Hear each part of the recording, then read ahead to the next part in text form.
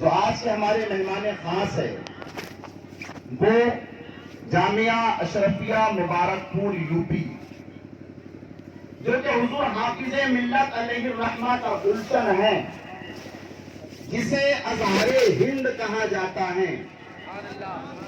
آپ نے اس عظیم الشان ادارے میں فضیلت بھی حاصل کی اور افتاء کی سند بھی حاصل کی ہے۔ بہترین عالم دین ہیں، ایک عظیم مفتی ہیں۔ سورت کی سرزمین پر انہیں مفتی سورت کے نام سے لوگ پکارتے ہیں۔ آپ ان کی عمر و صحت پر نہ جائیں، اللہ نے علم کی دولتوں سے انہیں مالا مال فرمایا ہے، اور سب سے بڑی بات یہ کہ آپ آل رسول ہیں۔ حضور رحمت عالم صلی اللہ تعالی علیہ وسلم کی آل ہونے کا شرف اللہ نے ان کو عطا فرمایا ہے، اور ہمارے لیے بڑی خوشی کی بات ہے کہ ہمارے اس اسٹیج پر ایک دو نہیں الحمدللہ پنجتن پاک کی نسبت سے 5 سے زیادہ سادات کرام موجود ہے، جن کی سرپرستی میں یہ پروگرام ہو رہا ہے وہ بھی سید، جن کی صدارت میں ہو رہا ہے وہ بھی سید، جو اس جشن دستار بندی کے پہلے خطیب تھے وہ بھی سید، اور جو آخری خطیب ہے وہ بھی سید ہے۔ یعنی ہمارا سلسلہ آل رسول سے شروع ہو کر آل رسول پر ختم ہو رہا ہے۔ آل رسول کی شان کیا ہے؟ ہمارے امام کہتے ہیں تیری نسل پاک میں ہے بچہ بچہ نور کا، تو ہے عین نور تیرا سب گھرانہ نور کا۔ حضرت کا جو خطاب ہے اور خطاب کا جو عنوان ہے قرآن پڑھنے کی اہمیت و ضرورت۔ قرآن پڑھنا بھی ثواب، قرآن کا سمجھنا بھی ثواب۔ لوگوں سنیوں یاد رکھو، صرف تلاوت قرآن پر اکتفا نہیں کرنا ہے، ہمیں قرآن کی تلاوت بھی کرنی ہے، حفظ قرآن بھی کرنا ہے، اور علماء کے ذریعے سے قرآن کو سمجھنا بھی ہے اور اس پر عمل کرنا بھی ہے۔ لہذا قرآن پڑھنے کی اہمیت و ضرورت کے حوالے سے نعرہ تکبیر کے لیے ہمارے محترم مہمان، میں انتہائی ادب و احترام کے ساتھ حضرت کو دعوت دینے جا رہا ہوں۔ نادورہ کی سرزمین پر پہلی مرتبہ حضرت تشریف لائے ہیں، انتہائی ادب و احترام کے ساتھ عالم نبیل، فاضل جلیل، خطیب اہل سنت، ناشر مسلک اعلیٰ حضرت علامہ مولانا مفتی سید محمد طہور مصباحی، معلم دارالعلوم انوار رضا نوساری گجرات۔ میں حضرت سے گزارش کروں گا کہ اپنے خطاب نایاب سے ہمیں نوازے۔ آئیے ہم سب مل کر ذکر کی نیت سے نعرہ تکبیر و رسالت بلند کرتے ہیں۔ نعرہ تکبیر، نعرہ رسالت، علماء اہل سنت حضرت علامہ مولانا سید محمد طہور مصباحی صاحب قبلہ، سادات کرام، مسلک اعلیٰ حضرت۔ نعرہ تکبیر، نعرہ رسالت، ناظم اعلیٰ قاری انتصام حسین صاحب قبلہ۔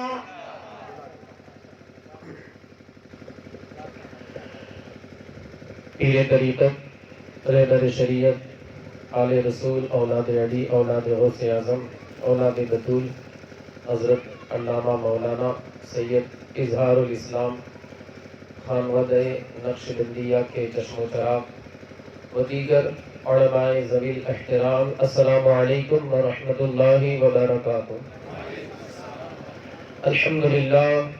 الحمدللہ رب العالمین والعاقبۃ للمتقین، والصلاة والسلام علی سید الانبیاء واشرف المرسلین وعلی آلہ الطیبین الطاہرین واصحابہ الہادین المہدیین، اما بعد فقد قال اللہ تبارک وتعالی فی القرآن المجید والفرقان الحمید، فاعوذ باللہ من الشیطان الرجیم، بسم اللہ الرحمن الرحیم، افلا يتدبرون القرآن ولو كان من عند غير الله لوجدوا فيه اختلافا كثيرا، وقال الله تعالى في موضع آخر إن هذا القرآن يهدي للتي هي أقوم آمنت باللہ صدق اللہ مولانا العظیم وبلغنا رسوله النبی الامین المتین المکین المختار الکریم ونحن على ذلك لمن الشاهدين والشاكرين والذاكرين والحافظين والواصفين والحامدين والحمد لله رب العالمين. قال الله تعالى في شان حبيبه ونبيه مخبرا وآمرا إن الله وملائكته يصلون على النبي يا أيها الذين آمنوا صلوا عليه وسلموا تسليما. اللهم صل على سيدنا ومولانا محمد معدن الجود والكرم وآلہ الکرام وابنہ الکریم وبارک وسلم. عزیزان ملت اسلامیہ، مجھے موضوع دیا گیا ہے قرآن فہمی کی اہمیت و ضرورت. سب سے پہلے میں چاہتا ہوں کہ قرآن عظیم کا تعارف قرآن مقدس کے الفاظ ہی میں کرا دوں. ویسے تو آپ حضرات جانتے ہوں گے، لیکن پھر بھی قرآن مقدس کی آیات کی روشنی میں ہم قرآن مقدس کا تعارف سنتے چلیں. عزیزان ملت اسلامیہ، رب قدیر کا بے پناہ فضل و احسان اور اس کا کرم کہ اس نے اپنے دین متین کی خدمت کے لیے ماشاءاللہ مفتی تصدق صاحب قبلہ اور ان کے دیگر برادران کو چن لیا.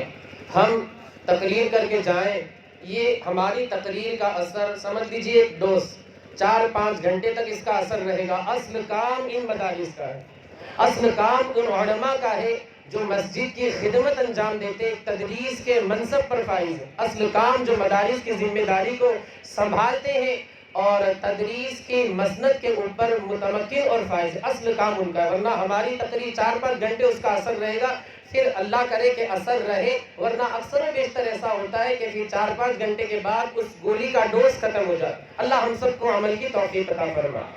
عزیزان ملت اسلامیہ، یہ قرآن مقدس، اس کا اصل مسکن، اس کا مقام اور مرتبہ کیا ہے؟ قرآن مقدس خود جواب دیتا ہے، بل ہوا قرآن مجید فی لوح محفوظ. کہ قرآن مقدس لوح محفوظ میں لکھا ہوا ہے. انہ لقرآن کریم فی کتاب مکنون، کہ یہ جو قرآن مقدس ہے لوح محفوظ کے اوپر لکھا ہوا ہے.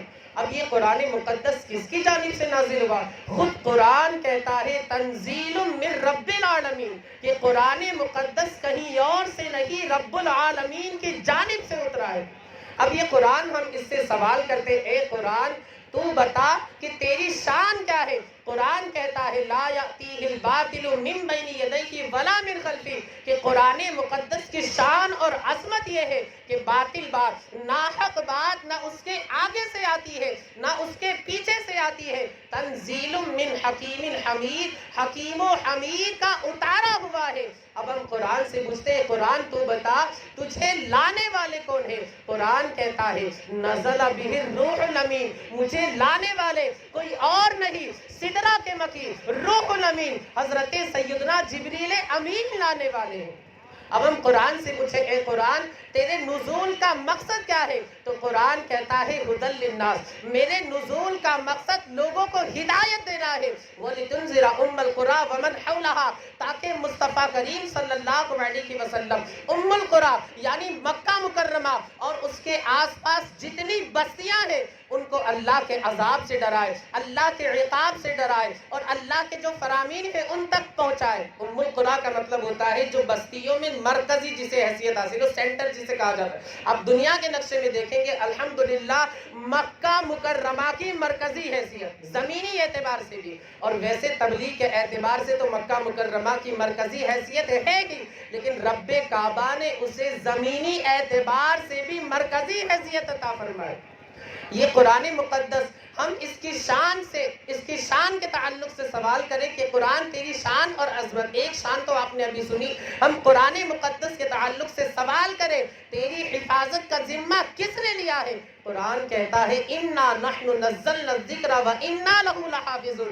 رب کعبہ کا ارشاد ہے، اللہ رب العزت کا فرمان اور اس کا حکم ہے اِنَّا نَحْنُ نَزَّلْنَا الذِّكْرَ وَإِنَّا لَهُ لَحَافِظُونَ. قرآن مقدس کو ہم ہی نازل کرنے والے اور ہم ہی اس کی حفاظت کو ادا کرنے والے.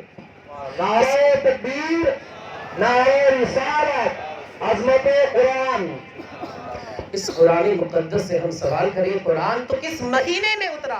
قرآن کہتا ہے سورہ بقرہ کی دوسرے پارے کی آیت مقدسہ ہے شہر رمضان الذی انزل فیہ القرآن، یہ جو قرآن ہے کسی اور مہینے میں نہیں، رمضان کے مقدس مہینے میں اترا ہے۔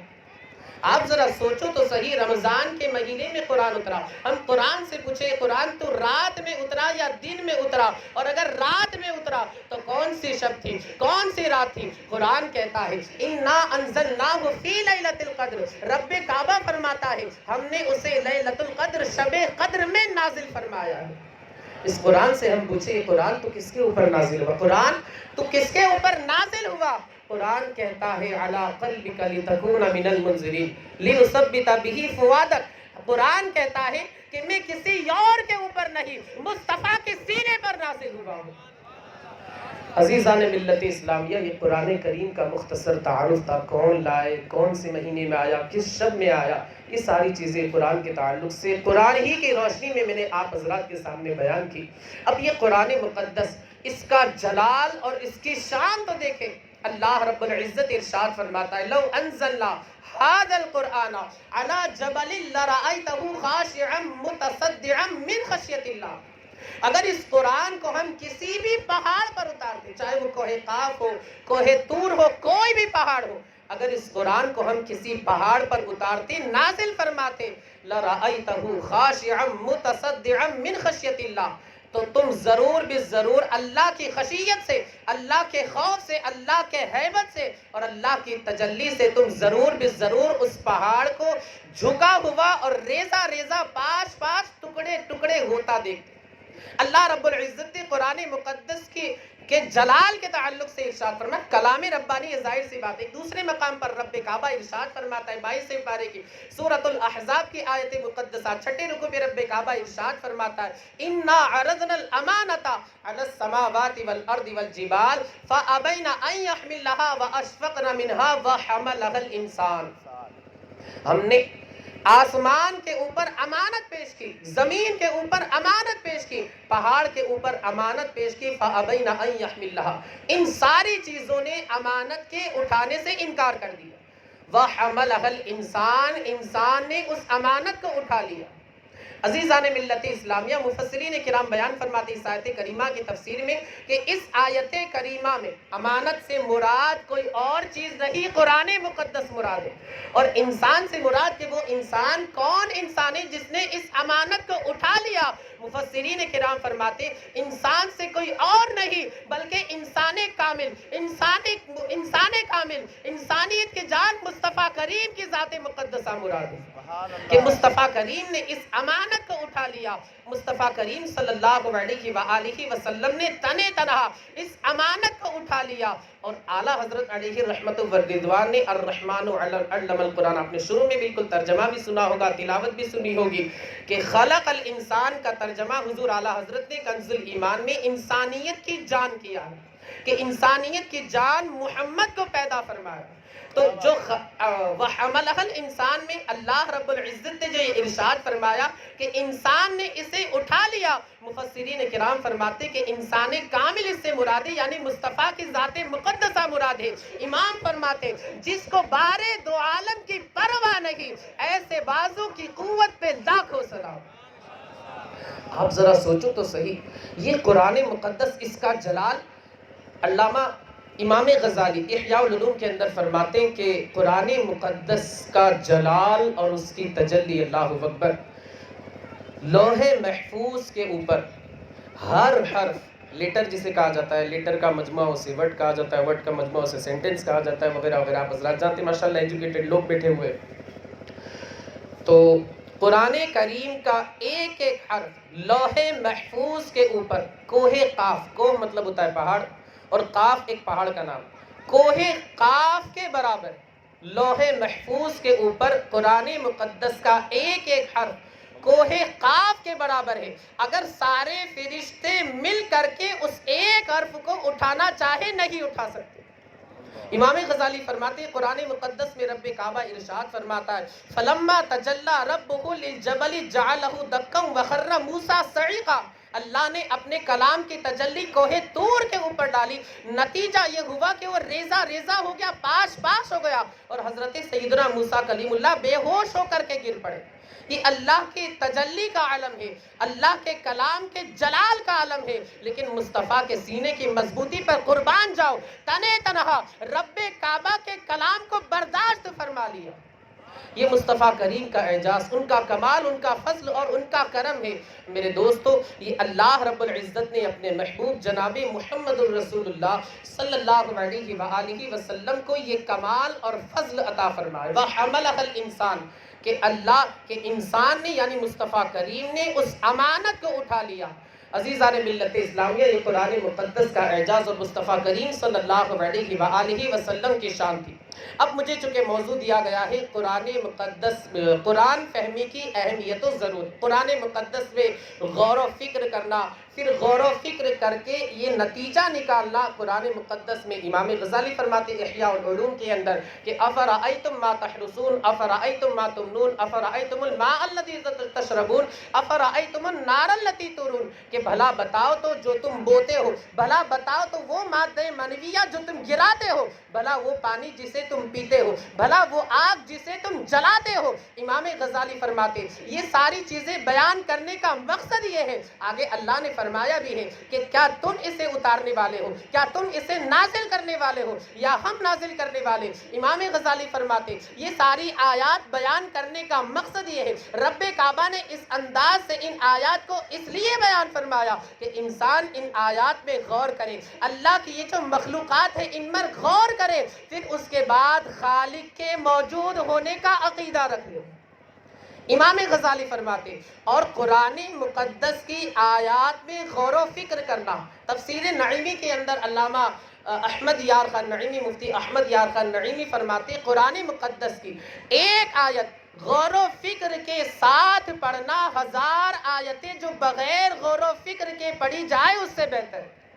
لیکن اللہ اکبر، ہم توجہ نہیں دیتے، ہم اس پر کبھی اپنی توجہ کو مبذول ہی نہیں کرتے، اور قرآن اللہ کے رسول صلی اللہ علیہ وآلہ وسلم نے ہمیں اس کا حکم دیا، فرماتے اقرأوا القرآن والتمسوا غرائبہ، کہ قرآن مقدس کی تلاوت کرو اور جو اس کی عجیب اور چھپی ہوئی چیزیں ہیں، جو اس کے دامن میں چھپے ہوئے موتی ہیں، ان کو تلاش کرو۔ امام غزالی احیاء العلوم کے اندر ارشاد فرماتے کہ علماء فرماتے، صوفیاء فرماتے قرآن مقدس کی ایک آیت کے ہم کیا سمجھتے ہیں، ایک مفہوم، 2 مفہوم، 3 مفہوم، 4 مفہوم، 5 مفہوم، بس ہماری رسائی اتنی، ہم اس سے آگے نہیں بڑھ سکتے، ہمارا وہ ظرف ہے ہی نہیں۔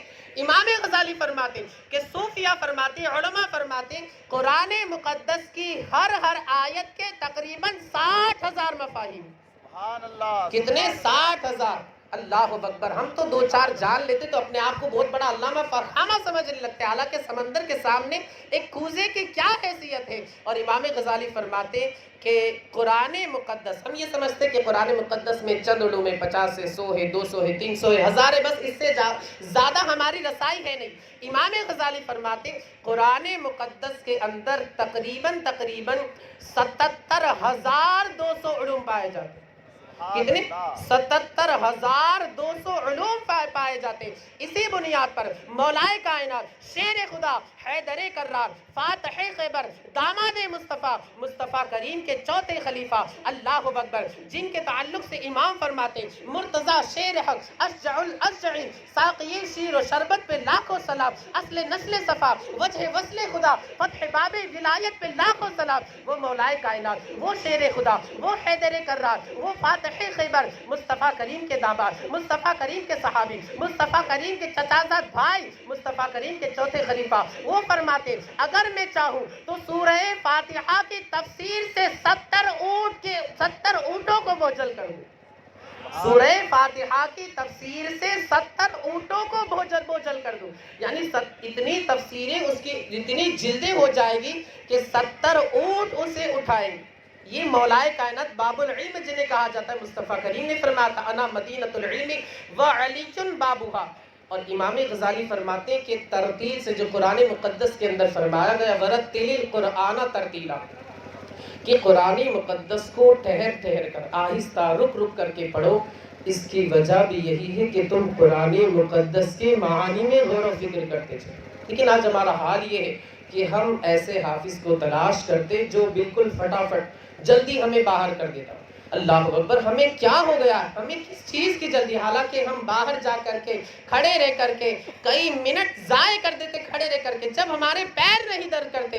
لیکن اللہ اکبر، سال میں ایک مرتبہ ایسا موقع آتا ہے کہ ایک مہینے میں ہمیں تراویح کے اندر کھڑے رہ کر کے قرآن مقدس سننا ہوتا ہے اور ترتیل کے ساتھ پڑھنے کا حکم ہے. مگر اس میں بھی ہم جلدی مچاتے. جہاں پر جلدی تراویح ہوتی ہے، جہاں پر حافظ صاحب عجلت کے ساتھ جلدی جلدی قرآن مقدس پڑھتے ہیں، ہم اس مسجد کو ترجیح دیتے، اگرچہ کتنی ہی دور کیوں نہ ہو، لیکن ہم وہاں تک جائیں. جانے آنے میں کتنا ہمارا وقت چلا جائے ہم اس کی فکر نہیں کرتے، بلکہ بس ہم یہی دیکھتے، یہی سوچتے ہیں کہ بس ہمارا وقت بچ جائے، جلدی سے فرصت مل جائے. باہر آ کر کے ہم گپے ماریں گے، کھڑے رہیں گے، وقت ضائع کریں گے، جب ہمارے پیر درد نہیں کریں گے. لیکن اللہ کی یاد کے لیے ہمارے پیر درد کریں. کتنا افسوس کا مقام ہے، کتنے تعجب کی بات ہے. انسان تجھے کیا ہو گیا ہے؟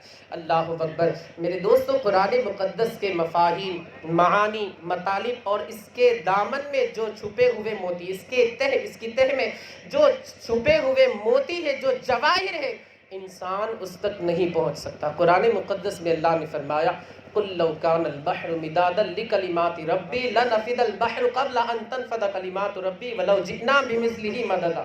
اگر سارے سمندر کو سیاہی بنا دیا جائے اور کلام ربانی لکھنے کے لیے انہیں معمور کر دیا جائے، یہ سارے سمندر کی سیاہی ختم ہو جائے گی، اللہ کے کلمات ختم نہیں ہو.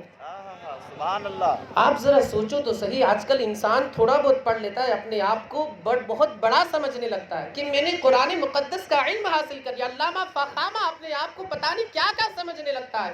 اللہ اکبر. وہ فاروق اعظم مصطفیٰ کریم کے دوسرے خلیفہ امام جن کے تعلق سے فرماتے، وہ عمر جس کے آداب پہ شیدا سقر، اس خدا دوست حضرت پہ لاکھوں سلام، فارقی حق و باطل امام الہدا، تیغ مسلول شدت پہ لاکھوں سلام. وہ عمر 10 جنتی صحابہ میں سے ایک صحابی مصطفیٰ کریم نے جن کے تعلق سے ارشاد فرمایا، 10 جنتی صحابہ کے تعلق سے، ابو بکر فی الجنہ، عمر فی الجنہ، عثمان فی الجنہ، علی فی الجنہ، سعید فی الجنہ، سعد فی الجنہ، طلحہ فی الجنہ، زبیر فی الجنہ، ابو عبیدہ فی الجنہ، عبد الرحمن ابن عوف فی الجنہ. امام اہل سنت فرماتے وہ 10 جن کو جنت کا مستہ ملا، اس مبارک جماعت پہ لاکھوں سلام. نعرہ تکبیر، نعرہ رسالت، عشان نشرہ. زندہ باد زندہ باد. سبحان اللہ. یہی عمر فاروق اعظم آئے تھے. عمر مصطفیٰ کریم نے فاروق اعظم بنا دیا. مصطفیٰ کریم کی بارگاہ میں پہنچتے ہیں، عرض کرتے ہیں کہ میں قرآن مقدس پڑھنا چاہتا ہوں تفصیل کے ساتھ. اللہ کے رسول صلی اللہ علیہ وآلہ وسلم نے پڑھایا. سورہ بقرہ میں ہمارے اندازے کے مطابق کتنا ہوگا؟ 2 مہینے 4 مہینے 5، کیونکہ وہ دونوں حضرت عمر فاروق اعظم عربی تھے اور اللہ کے رسول صلی اللہ علیہ وآلہ وسلم سید العرب تھے. بے شک تو ہمارے اندازے کے مطابق چونکہ وہ دونوں عرب سے تعلق رکھتے، مصطفیٰ کریم صلی اللہ علیہ وآلہ وسلم سید العرب والعجم تھے، زبان جو تھی وہ عربی تھی، تو 2 4 5 6 مہینے میں ہو گئی ہوگی سورہ بقرہ. لیکن آپ ذرا اندازہ لگائے، سورہ بقرہ جو ہے وہ اس کی تفسیر کے ساتھ، معانی کے ساتھ، مطالب کے ساتھ، مفاہیم کے ساتھ 1 مہینہ 2 مہینہ 6 مہینہ 10 مہینہ 1 سال لگی، بلکہ تقریباً 12 سال کے اندر سورہ بقرہ مکمل ہوئی. اب آپ ذرا سوچیں کہ ایک طرف عمر فاروق اعظم جیسے صاحب کمال، تو دوسری طرف خود صاحب قرآن. اللہ اکبر. اب آپ ذرا سوچیں آقا نے اپنے غلام کو کیسا نوازا ہوگا، کیا کیا چیزوں سے نوازا ہوگا. مصطفیٰ کریم کی عطائیں اپنے غلام پر کیا کیا رہی ہوگی، اس کا اندازہ ہم اور آپ نہیں کر سکتے. بلکہ آپ ذرا غور تو کریں، اللہ کے رسول صلی اللہ علیہ وآلہ وسلم حضرت سیدنا جبریل امین، سدرہ کے مکی، روح الامین، حضرت سیدنا جبریل امین بارگاہ رسالت میں حاضر ہوتے. پہلے تو میں ایک بات عرض کروں، اللہ کے رسول صلی اللہ علیہ وآلہ وسلم کو، اللہ کے رسول صلی اللہ علیہ وآلہ وسلم کو رب کعبہ نے قرآن مقدس سکھایا. قرآن کہتا ہے الرحمن علم القرآن، کہ رحمان نے اپنے محبوب جناب जनाब मोहम्मद रसूलुल्लाह को कुरान सिखाया। इमाम फरमाते चूंकि मुस्तफ़ा करीम का रब्बे काबा के अलावा और कोई उस्ताद नहीं है। इमाम फरमाते ऐसा उम्मी किस लिए मिन्नत कशे उस्ताद हो, क्या किफायत उसको इकरा रब्बुकल अकरम नहीं। एक तरफ आप देखें अर रहमान तो दूसरी तरफ सय्यदुल इंसी वल जान। अल्लाह ने अपने महबूब को कुरान सिखाया तो अल्लाह ने अपने महबूब को कैसी चीजें बताई होगी, क्या क्या उसके मानी मतालिब मफाहिम वगैरह बताए होंगे, ये हम और आप इसका अंदाजा नहीं कर सकते, हम और आप इसे नहीं जान सकते, हम और आप इसे मालूम नहीं कर सकते। इसी वजह से तफसीर रूहुल बयान और तफसीर बेजावी के अंदर काजी बेजावी ने ये रिवायत नकल की है। एक मरतबा की बात है, सिदरा के मकीन रूहुल अमीन हजरत सैयदना जिब्रील अमीन बारगाह रिसालत में हाजिर होते हैं। मुअद्दब तरीके के साथ, अदब के साथ, एहतराम के साथ बारगाह रिसालत में अर्ज करते हैं, या हबीबी या रसूल अल्लाह अलैका सलातु व तस्लीम अलैक। मुस्तफ़ा करीम फरमाते मैंने जान लिया। फिर सैयदना जिब्रील अमीन अर्ज करते हैं, लाम। मुस्तफ़ा करीम फरमाते मैंने यकीन कर लिया। फिर हजरत सैयदना जिब्रील अमीन अदब के साथ अर्ज करते हैं, मीम। मेरे आका मुस्तफ़ा करीम फरमाते हैं ये मेरे रब का बड़ा करम है। सिदरा के मकीन रूहुल अमीन हजरत सैयदना जिब्रील अमीन अर्ज करते हैं, या हबीबी या रसूल अल्लाह अलैका सलातु व तस्लीम। ये क्या है, आपने क्या समझा, क्या जाना, रब्बे काबा ने आपकी जानिब क्या भेजा, आपने क्या समझा, क्या जाना।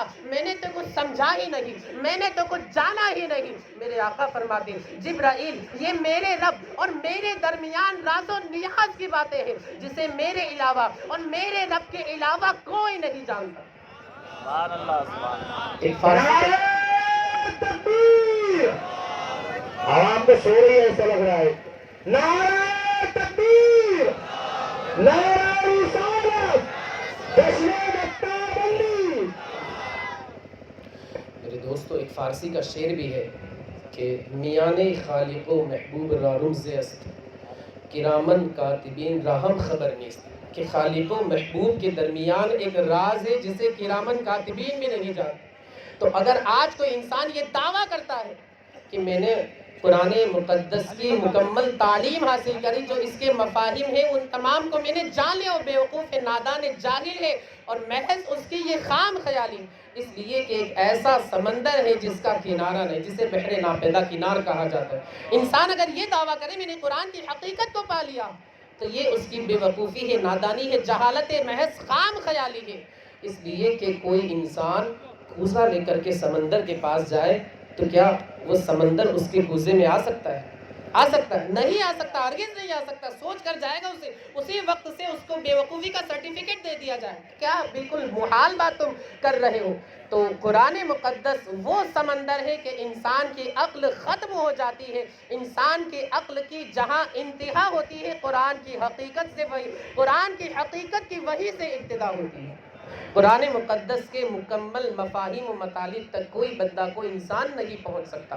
फिर भी हमें चाहिए कि अपनी बिसात पर जहाँ तक हमसे हो सके कुरान मुक़द्दस को हमें पढ़ना है, गौर व फिक्र करके पढ़ना है, उलमाए किराम से राब्ता करना है। तफासिर की जो मजलिसें होती है, हमारे मुफ्ती तसद्दुक़ साहब क़िबला जो तफसीर की मजलिसें करते हैं, उनमें आपको शिरकत करनी है। जो बात आपको समझ में ना आए हज़रत से आपको रुजू करना है। ये नहीं कि आप कहीं जाकर कुछ कहें अस्तग़फिरुल्लाह, ये एक तरीक़े से फितना होगा। आपको हज़रत से रुजू करना है, ये बात मुझे समझ में नहीं आई, मेरी समझ से वरा है, आप मुझे ज़रा समझा दें, मुझे तसल्ली बख्श जवाब दे दें। तो आप ये काम इंशाअल्लाह करेंगे। कुरान मुक़द्दस का वो एजाज़, अल्लाहु अकबर। आप ये हुफ़ाज़ किराम की ये जमात है। फतावा रज़विया में इमाम अहले सुन्नत फरमाते कि अगली किताबें जो थी फतावा रज़विया में इमाम अहले सुन्नत फरमाते अगली किताबें जो थी उनके हाफिज सिर्फ और सिर्फ अंबिया ही रहा करते थे, कोई उम्मती हाफिज नहीं हुआ करता। चाहे तौरेत हो, इंजील हो, ज़बूर हो, आसमानी सहीफ़े, आसमानी किताबें अगली उम्मतों में जो रहा करती थी उसके हाफिज सिर्फ और सिर्फ अंबिया हुआ करते थे। उम्मत में कोई उन किताबों का हाफिज नहीं हुआ करता था। ये तो मेरे मुस्तफ़ा का मुअजिज़ा है, मेरे मुस्तफ़ा का फैज़ान है कि वलक़द यस्सरनल क़ुरआन लिज़्ज़िक्रि फ़हल मिन मुद्दकिर। इस आयत करीमा की अमली तफसीर है कि आज गली गली बच्चा बच्चा हाफिज़ कुरान नजर आता है। सुभान अल्लाह, सुभान अल्लाह, अल्लाहु अकबर। या रसूल अल्लाह जिंदाबाद। और कुरान मुक़द्दस पर आप कुर्बान जाए। قرآن مقدس ایسی کتاب ہے اللہ اکبر، اپنے دشمنوں کے دل میں بھی اتر جاتی ہے۔ ایک مرتبہ صدر الافاضل سید نعیم الدین مراد آبادی علیہ الرحمت والرضوان خزائن العرفان، جن کا حاشیہ کنز الایمان کے اوپر، ان کی بارگاہ میں ایک غیر شخص آیا، نان مسلم، ہندوستان کے تھے، آپ جائیں، ظاہر سی بات ہے آپ جانتے ہیں کہ کون ہوگا۔ حضور حضرت کی بارگاہ میں آیا اور عرض کرنے لگتا ہے، کہنے لگتا ہے کہ میں نے تو آپ کے قرآن کے 14 پارے مکمل کر لی، 14 پارے حفظ کر لیے، آپ بتائیں میری مذہبی کتاب، اس نے مذہبی کتاب کا نام بھی لیا تھا لیکن حالات کے پیش نظر نام لینا مناسب نہیں، اسے ہم وہ ہوشیاری نہیں کہہ سکتے، خیر آپ سمجھتے ہیں، اس نے اپنے مذہبی کتاب کا نام لیا اور کہا کہ میری مذہبی کتاب جو ہے وہ آپ نے کتنی حفظ کی ہے آپ ذرا بتا دیں۔ صدر الافاضل نے ارشاد فرمایا کہ میرے قرآن کا کمال تو دیکھو، اپنے ہی دشمنوں کے سینے میں بھی پہنچ گیا، اپنے ہی دشمنوں کے سینے میں بھی پہنچ گیا۔ پھر صدر الافاضل نے جواب دیا، ارشاد فرمایا کہ یہ میرے قرآن کا معجزہ ہے، میرے قرآن کا یہ کمال اور اس کا شرف ہے کہ نیچے جو رہنے والے ان کو سرفراز کر دیا کرتا ہے، اور تمہارے کہنے کے مطابق خیر صدر الافاضل فرماتے کہ تم جو یہاں پر میرے پاس قرآن مقدس کے 14 پارے حفظ کر کے آئے ہو، یہ میرے قرآن مقدس کا کمال ہے کہ اپنے ہیں، دشمنوں کے دل میں بھی پہنچ گیا، لیکن تمہاری کتاب جو ہے دشمن تو بہت دور کی بات ہے، وہ دوستوں کے دل میں بھی اس نے اپنا گھر نہیں بنایا، اور تمہارے کہنے کے مطابق تمہاری جو کتاب ہے وہ ہندوستان کے اندر کروڑوں سال سے آئی ہے، مگر ہندوستان سے باہر وہ نہیں جا سکی، مگر میرے قرآن کریم کا اعجاز سے دیکھو چند سال کے اندر دنیا کے کونے کونے میں پہنچ گیا۔ آپ سمجھتے ہوں گے اشارہ کافی ہے۔ تو یہ قرآن مقدس کا اعجاز اور اس کا فضل و کمال ہے، بچہ گلی گلی حافظ قرآن نظر آتا ہے۔ ایک روایت کو لے کر کے اغیار جو ہے قرآن مقدس کی معاذ اللہ جو تنقیص کا دعویٰ کرتے ہیں کہ 10 پارے امام غائب کے پاس ہے، معاذ اللہ استغفر اللہ، وہ ایک روایت بیان کرتے ہیں کہ حضرت عائشہ صدیقہ رضی اللہ تعالی عنہا کی ایک روایت ہے کہ ہمارے پاس قرآن مقدس کی چند آیات تھی، بکری نے اسے کھا لی۔ اگر اس روایت کو مان لیا جائے تو بھی قرآن مقدس ایسی کتاب ہے جو صرف کاغذ پہ جسے نہیں لکھا گیا تھا، بلکہ اس زمانے بھی مصطفیٰ کریم کے دیوانے، مصطفیٰ کریم کے صحابہ کی بہت بڑی مقدار حفاظ کرام کی شکل میں موجود ہے۔ تو اس روایت کو مانا ہی نہیں جا سکتا، اگرچہ اسے بکری کھا گئی، لیکن قرآن کریم تو ایسا کلام ہے، ایسی کتاب ہے جو عہد رسالت ہی سے لوگوں کے سینوں کے اندر اس نے اپنا گھر بنا لیا تھا۔ میرے دوستو، حافظ قرآن یہاں پر حفاظ قرآن بیٹھے ہوئے، تو ان کی فضیلت کے تعلق سے تو آپ نے سنا ہوگا وہ سورج سے بھی زیادہ روشن تاج انہیں پہنایا جائے۔ ایک روایت میں بھی عرض کر دوں، علامہ جلال الدین سیوطی نے اسے شرح الصدور کے اندر لکھا، جب حافظ قرآن کا انتقال ہوتا ہے، اللہ تعالیٰ ان بچوں کو اور جو اہل سنت و جماعت کا کام کر رہے ہیں اور تمام سنی مسلمانوں کو لمبی عمر عطا فرمائے۔ جب حافظ قرآن کا انتقال ہوتا ہے، رب کعبہ زمین کو حکم دیتا ہے خبردار اسے نہ کھانا۔ زمین عرض کرتی ہے اے میرے خدا، اے میرے مولا، میں اس جسم کو کیسے کھا سکتی ہوں جس کے سینے میں تیرا قرآن موجود ہے۔ آپ ذرا سوچو تو صحیح، حافظ قرآن کا مرتبہ اور مقام کیا ہے۔ آج کل لوگ اپنے بچوں کو دینی تعلیم سے وابستہ نہیں کرتے، دینی تعلیم سے انہیں آراستہ نہیں کرتے۔ درود پاک پڑھ لیجیے، اللہم صلی علی سیدنا مولانا محمد معدن الجود والکرم وآلہ الکرام وابنہ الکریم وبارک وسلم۔ اب یہ قرآن مقدس جو ہے اس کی تعلیم کیا، ویسے موضوع جو ہے میرا قرآن فہمی کی اہمیت و ضرورت میں جو قرآن مقدس کی پکار کیا ہے، اس کا مطالبہ کیا ہے، اور یہ ہم سے کس چیز کا مطالبہ کرتا ہے، مفتی تصدق صاحب نے تو آپ کے سامنے بیان کیا۔ میں 2-3 باتیں عرض کر کے اپنی گفتگو کو ختم کر دوں۔ قرآن مقدس کہتا ہے اِنَّ هَذَا الْقُرْآنَ يَهْدِي لِلَّتِي هِيَ أَقْوَمُ، یہی وہ قرآن مقدس ہے جو ایسے راستے کی ہدایت دیتا ہے جو سب سے زیادہ سیدھا ہے۔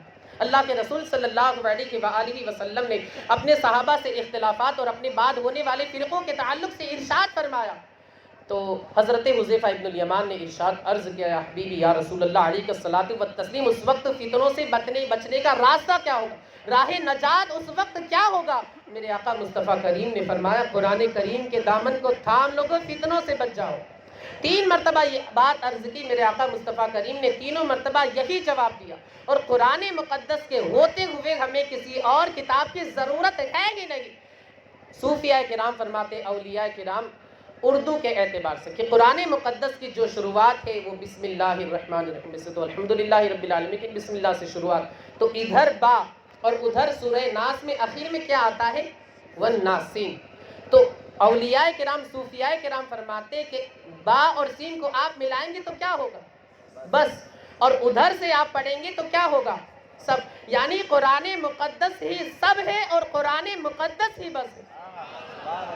استغفر اللہ، اس کا یہ مطلب ہرگز نہیں ہے کہ ہم مصطفیٰ کی حدیثوں کو چھوڑ دیں، اس لیے کہ ہمارے سامنے مصطفیٰ کریم کی احادیث مبارکہ ہے۔ اللہ کے رسول فرماتے، ترکت فیکم شیئن ان تمسکتم بہما لن تضلوا بعدی ابدا، کہ میں تمہارے درمیان 2 چیزوں کو چھوڑ رہا ہوں، اگر تم نے ان کو مضبوطی سے تھام لیا میرے بعد ہرگز گمراہ نہیں ہوں گے۔ اور مصطفیٰ کریم کا جو کلام ہے، آپ کی احادیث ہے، آپ کی جو سنتیں ہیں، اللہ اکبر، قرآن مقدس میں فرمایا گیا ان ہوا الا وحی یوحا، کہ نبی جو اپنی زبان سے بات کہتے ہیں وہ تو وحی الہی ہوتا ہے۔ امام فرماتے، بخدا خدا کا یہی ہے در، نہیں اور کوئی مفر مقر، جو وہاں سے ہو یہی آ کے ہو، جو یہاں نہیں تو وہاں نہیں۔ اور جس کی ہر بات وحی خدا، چشمہ علم و حکمت پہ لاکھوں سلام۔ اور اب قرآن سے پوچھے، خود قرآن کہتا ہے امام اہل سنت کی زبانی کہ اللہ کی سرتاب قدم شان ہے یہ انسان ہی، انسان وہ انسان ہے یہ۔ اب توجہ چاہوں گا، تو قرآن کیا کہتا ہے؟ قرآن تو ایمان بتاتا ہے انہیں، توجہ ہے، قرآن تو ایمان بتاتا ہے انہیں، اور ایمان یہ کہتا ہے میری جان ہے۔ نعرہ تکبیر، نعرہ رسالت، عظمت قرآن۔ تو میرے دوستو، ہمیں قرآن مقدس کی جو پکار ہے اس پکار پر ہمیں لبیک کہہ کر آگے بڑھنا ہے۔ میں اپنی گفتگو کو تھوڑا سا آگے بڑھاؤں، بس 1-2 بات عرض کر کے، چونکہ اب وقت بہت زیادہ ہو گیا ہے، عرض کر کے اپنی گفتگو ختم کروں۔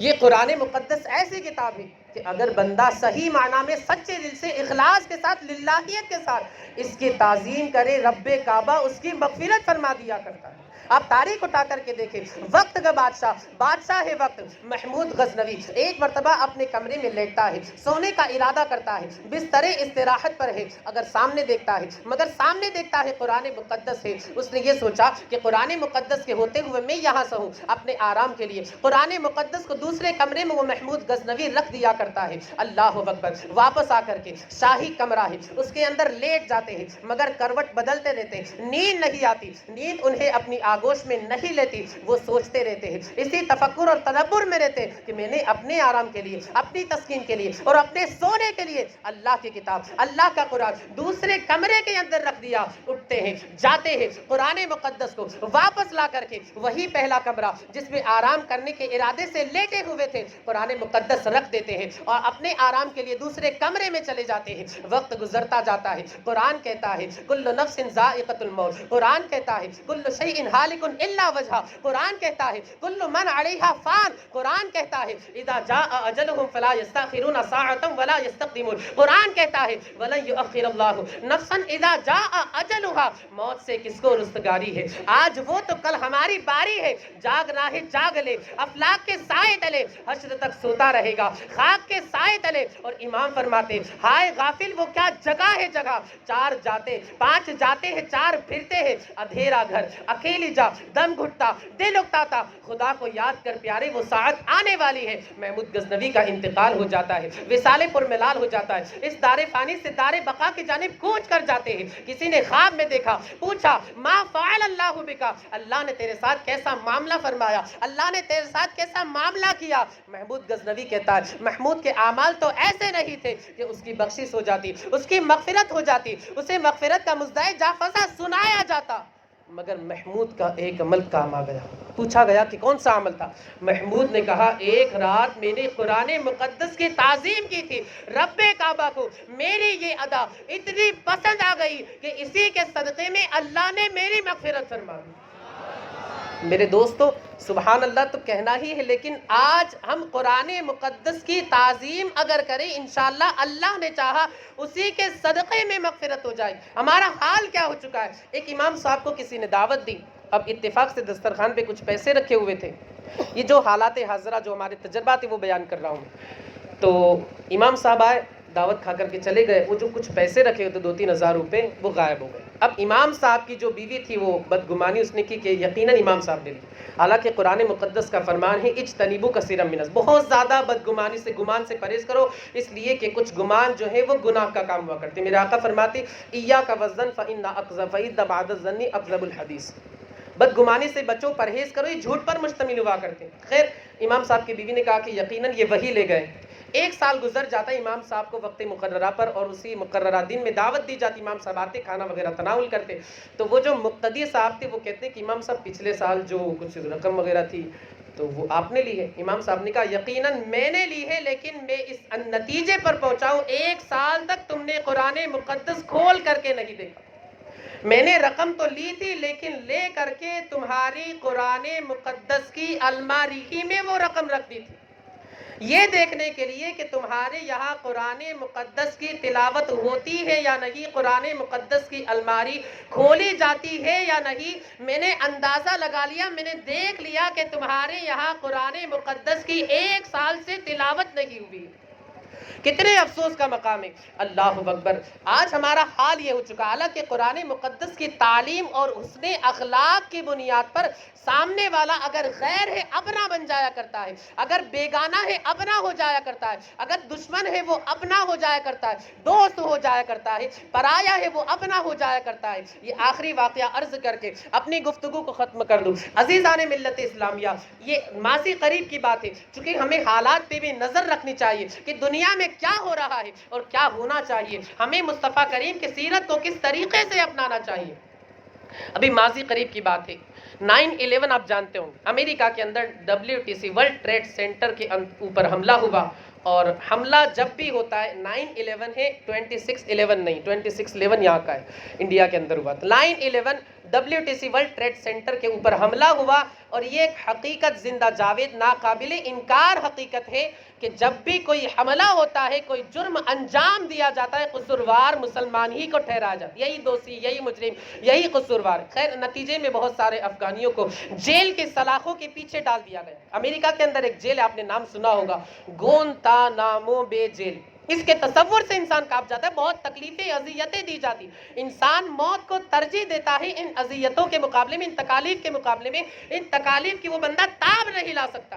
خیر بہت سارے مسلمانوں کو جیل کی سلاخوں کے پیچھے ڈال دیا گیا۔ ایک جیلر کا بیان ہے جس کا نام تھا ٹیری ہولڈ بروکس، اس کا بیان ہے، وہ جیلر تھا کہ میں نے دیکھا یہاں پر پروفیسر بھی ہے، انجینئر بھی ہے، ایڈوکیٹ بھی ہے، ڈاکٹر بھی ہے، اور یہاں پر ٹیکسی ڈرائیور بھی ہے، باورچی بھی ہے، اور ساتھ ہی ساتھ 12 سال کا ایک چھوٹا سا بچہ بھی ہے، اور 70 سال کی بہاریں دیکھنے والا ایک بوڑھا بھی ہے۔ جس بوڑھے نے 70ویں منزل میں قدم رکھ دیا تھا وہ بوڑھا بھی ہے۔ اب ظاہر سی بات ہے، ایک جانبدار، ایک غیر جانبدار شخص ان حالات کو دیکھنے کے بعد یقیناً اس کا ضمیر یہ فیصلہ کرے گا کہ یہ جو اعلیٰ تعلیم یافتہ لوگ ہیں، اعلیٰ تعلیم یافتہ، اعلیٰ تربیت یافتہ لوگ ہیں، وہ ایسی گھناؤنی حرکت نہیں کر سکتے۔ خیر اس نے کہا کہ میرا تعلق ایک باورچی سے ہو گیا جو مسلمان تھا۔ اس باورچی نے 2-3 ملاقات کے اندر قرآن مقدس پیش کر دیا۔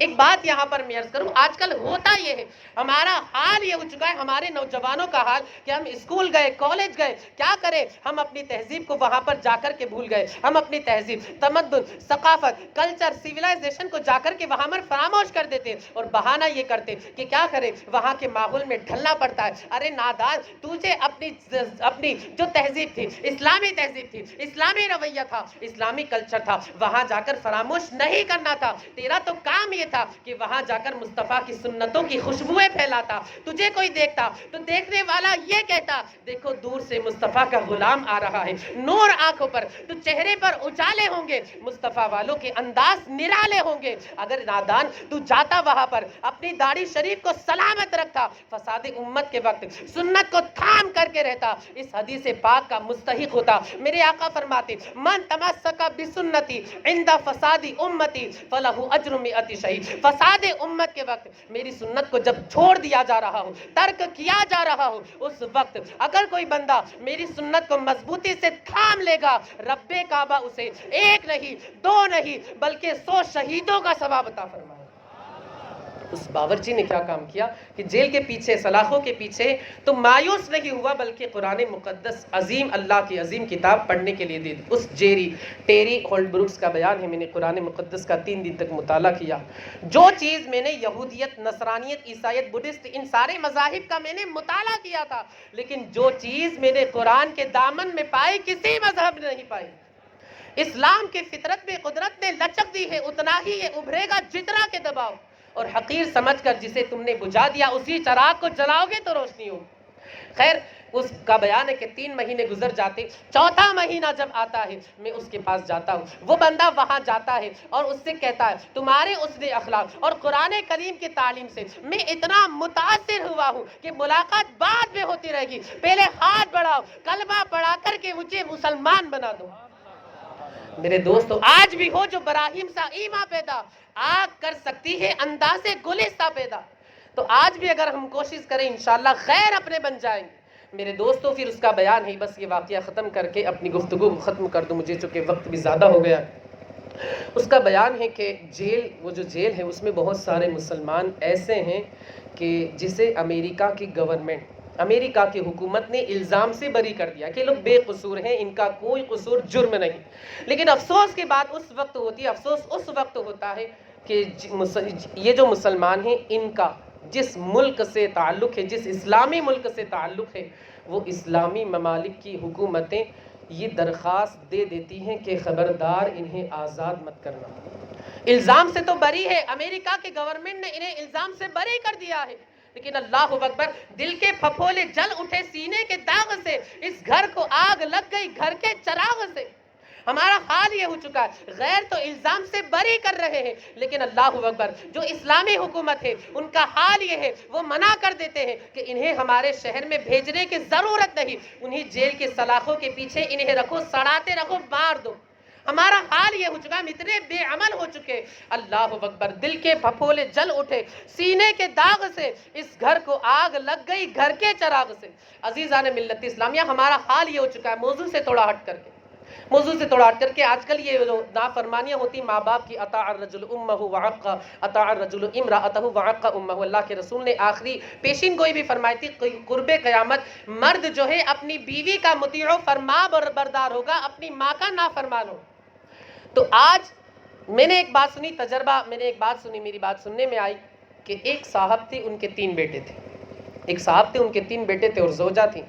अब उन साहब ने गलती ये की कि अपनी ज़िंदगी के अंदर तीनों बेटों को वारिस बना दिया और जो अपना प्लॉट, घर वगैरह था, तीनों को तकसीम कर दिया। उनका इंतकाल हो गया। माँ जो उनकी अहलिया थी, उनके नाम पर कुछ नहीं किया, उनका इंतकाल हो गया। उनकी ये गलती हो गई। माशाअल्लाह मुफ्ती तसद्दुक़ साहब के जो बरादरान हैं, उनका हाल इसके बिल्कुल बरक्स है जो मैं वाक़या बताने जा रहा हूँ। तो माशाअल्लाह माँ की दुआएं हमेशा लेते रहते, लेकिन ये जो वाक़या है बिल्कुल इनके बरक्स है। अल्लाह ताला इनके घर को सलामत रखे, मदरसे को दीन दुना रात चौगुना तरक्की अता फरमाए, तमाम सुन्नी मदारिस को दीन दुना रात चौगुना तरक्की अता फरमाए। मैं अर्ज़ कर रहा था, बाप का इंतकाल हो गया। आज इंसान का ज़मीर इतना ख़राब हो गया है, ज़मीर फरामोश हो गया है। बल्कि उन तीनों भाइयों, महीने में कितने दिन होते? 30 दिन। उन तीनों भाइयों ने 10-10 दिन तकसीम कर ली। कितने अफसोस का मकाम। वो माँ, उसने कभी ये सोचा था कि 10 दिन आप रखेंगे, 10 दिन मैं रखूँगी। अपने शोहर से कभी नहीं कहा था। तो उसके तो 10 बच्चे हो, तो भी वो पालने के लिए तैयार थे। लेकिन आज इंसान का ज़मीर मर चुका है। 10-10 दिनों की बारी तीनों भाइयों ने मुकर्रर कर दी। रोने का मकाम है मुसलमानों, 10 दिन की बारी मुकर्रर कर दी। और इससे ज़्यादा अफसोस की बात यह है, अफसोस का मकाम, रोने का मकाम ये है, जब 31वां महीना होता, जाहिर सी बात है कुछ महीने 31 के होते, जब 31 का महीना होता, इन तीनों भाइयों में से कोई भाई अपनी माँ को अपने घर पर रखने के लिए तैयार नहीं होता। कितने अफसोस का मकाम है। वो माँ जिसने तेरे लिए सब कुछ बर्दाश्त किया, इतनी तकलीफें बर्दाश्त की, इतनी मुसीबतें बर्दाश्त की, नतीजा ये होता कोई उन्हें खाने के लिए नहीं पूछता। 31वां दिन इसी फिक्र में गुजार कर वो रह जाती, भूखे पेट रहती। इसी गम के अंदर माँ का इंतकाल हो गया। اب آپ ذرا سوچیں ہمارا کیا حال ہو چکا ہے. پھر ہم کہتے ہیں کہ یا اللہ برکتیں کیوں نہیں اترتی. ارے نادان، یہ تو مصطفیٰ کریم کے قدموں کی برکت ہے کہ آسمان سے ہمارے اوپر پتھروں کا نزول نہیں ہوتا. وما کان اللہ لیعذبہم وانت فیہم. اے محبوب جب تک آپ ان میں موجود ہو ان پر کوئی عذاب نہیں آئے گا، ورنہ اللہ ستار ہے، اللہ غفار ہے، اللہ رحمان ہے، اللہ رحیم ہے، اللہ بندے کے گناہوں کو معاف فرمانے والا ہے، اللہ اپنے بندوں پر مہربان ہے، اللہ اپنے بندوں کے ساتھ شفقت کا معاملہ فرمانے والا ہے. لیکن یاد رکھنا اللہ قہار بھی ہے، اللہ جبار بھی ہے. ایک غلطی کی بنیاد پر اللہ نے اگلی قوموں کو تباہ و برباد فرما دیا. لیکن مصطفیٰ کریم کے قدموں کی برکت ہے کہ آج ہم پر عذاب نہیں آتا. میرے دوستو، ہمیں قرآن مقدس کی تعلیم پر عمل کرنے کی ضرورت ہے. اللہ کے رسول صلی اللہ علیہ وآلہ وسلم کے جو فرامین ہیں ان پر ہمیں عمل پیرا ہونے کی ضرورت ہے. انداز بیاں گرچہ بہت شوق نہیں ہے، شاید کہ تیرے دل میں اتر جائے میری بات. استغفر اللہ ربی من کل ذنب واتوب الیہ وآخر دعوانا ان الحمد للہ رب العالمین. السلام علیکم ورحمۃ اللہ وبرکاتہ.